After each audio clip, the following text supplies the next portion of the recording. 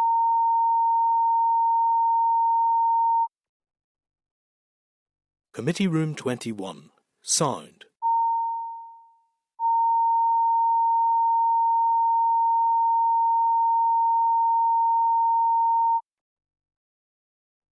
Committee Room 21. Sound.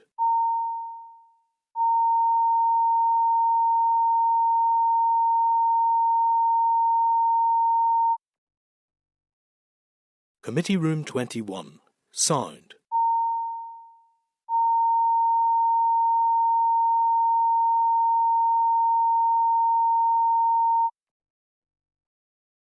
Committee Room 21. Sound.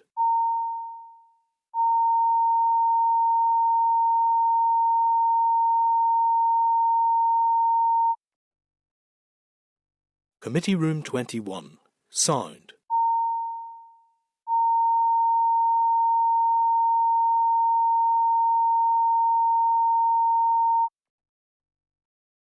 Committee Room 21. Sound.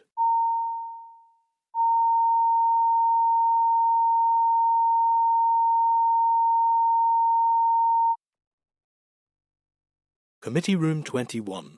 Sound.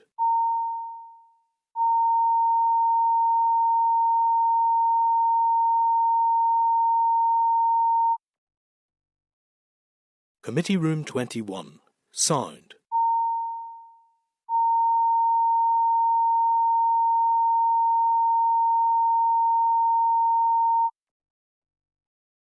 Committee Room 21. Sound.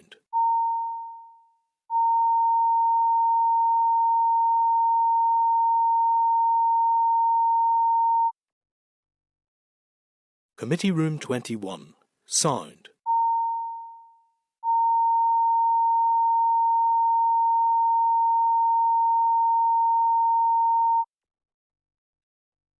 Committee Room 21. Sound.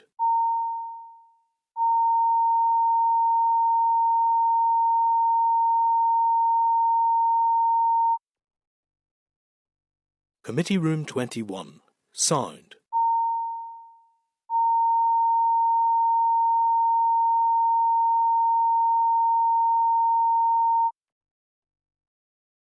Committee Room 21.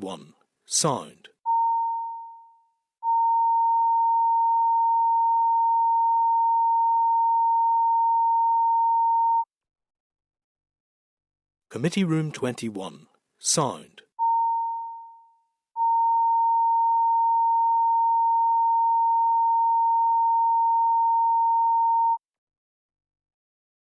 Committee Room 21. Sound.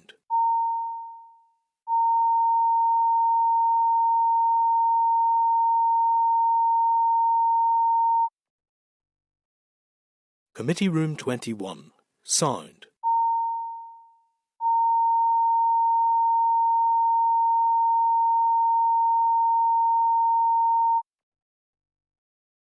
Committee Room 21. Sound.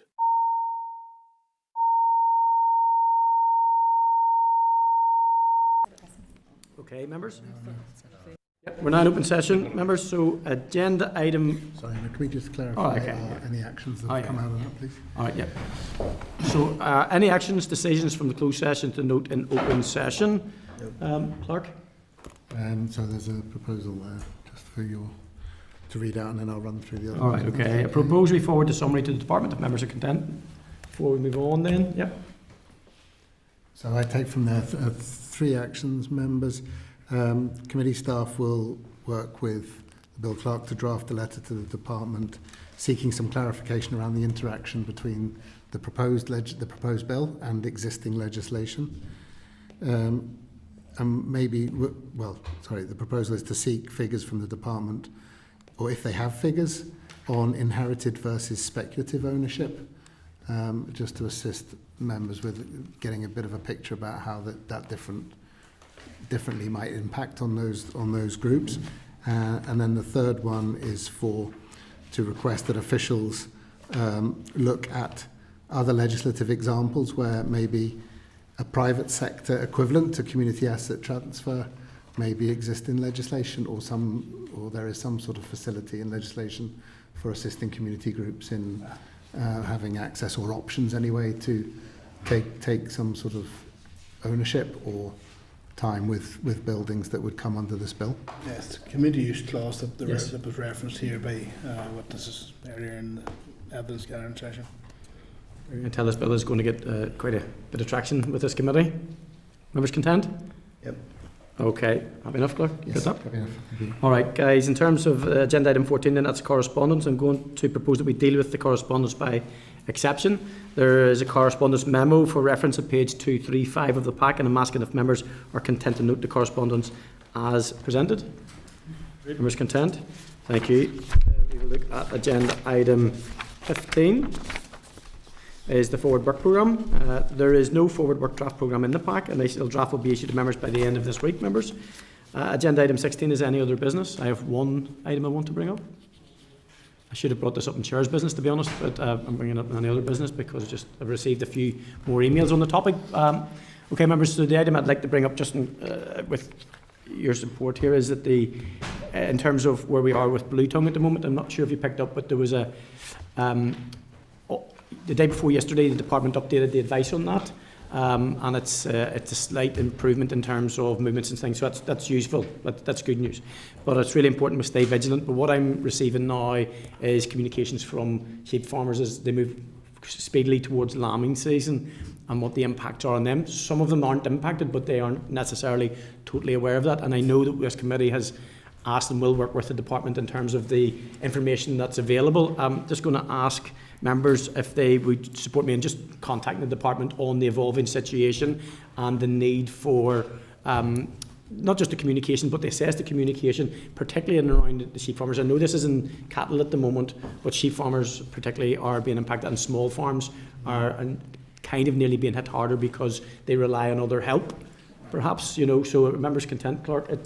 And this isn't a wordy, this is just because I think we'll all be getting an influx of emails, telephone calls and messages from those that are impacted. So it's just in terms of the comms piece, it would occur to me that some people are still uncertain even when they access the information on the DAERA site.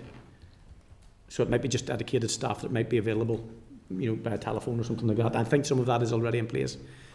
But that confidence in and around there, because as we know, farmers don't take a break at Christmas. If there's lambing to do or calving to do, they still have to do it, William. You'll actually be looking your Thursdays back up here again, because you'll not be getting the day off at the farm. So are you seeking a response from the department, or we confirmation? Yeah, well, confirmation and just whatever actions that they're putting in place. Have any other items of business and any other business, members? Okay. The date and time and place of the next meeting will be on Thursday the 15th of January at 10 a.m. in room 21. And Janice in the chair. With Janice in the chair. Janice will be returning. So James will be no more in this committee. And Janice will return. Okay, the committee meeting is now closed. Committee Room 21. Sound.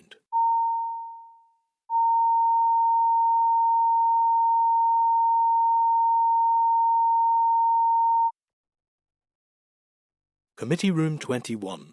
Sound. Committee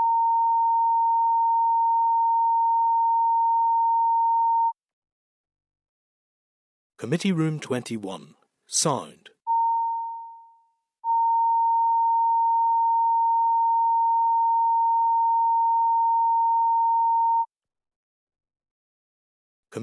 21. Sound.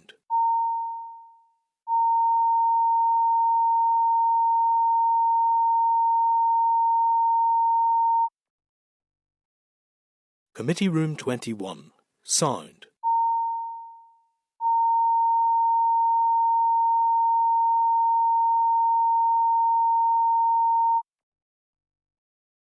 Committee Room 21. Sound. Committee Room 21. Sound.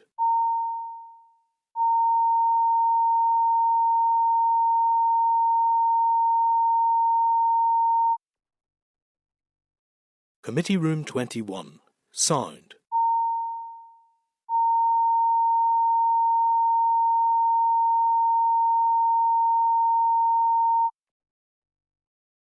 Committee Room 21.